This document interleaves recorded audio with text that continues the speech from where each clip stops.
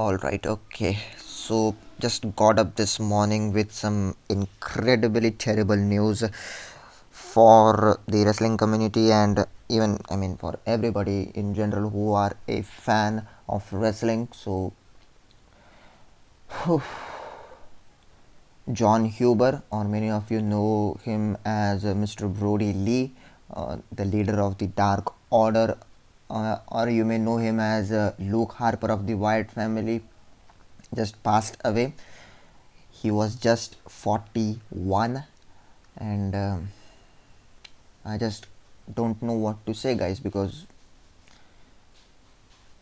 he was such an amazing in-ring performer as well. When he showcased his actual in-ring performance in AEW, everybody was surprised when WWE actually just handcuffed him sort of with his in-ring ability, but he got his freedom in AEW, and he was so happy to be in AEW that he's going to perform.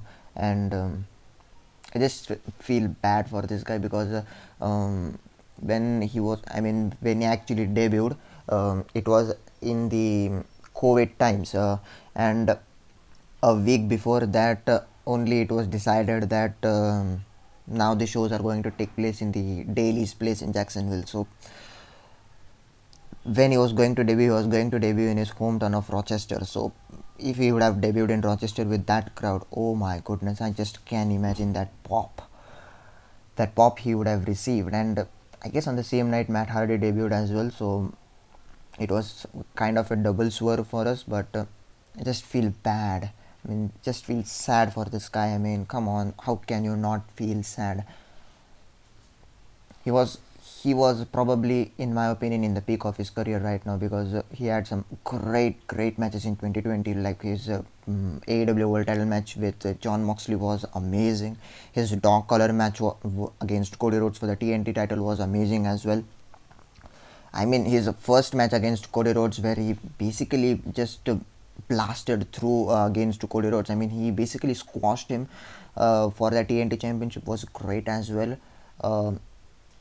There are so many matches to just name here. So I'm just talking about AEW. In WWE as well, he had some amazing matches. He was the Intercontinental Champion. He was the Tag Team Champions with Eric Rowan. So there is so many things, guys. There is so many things to say about Luke Harper or Brodie Lee, however you distinguish him. But I just can't come to terms with his death, because he was so young. 41 is a really young age, and anyways, but I can't just come into terms. It's just a sad feeling right now, and probably it's gonna be the feeling going into 2021 because of the number of wrestling personality deaths that have taken place.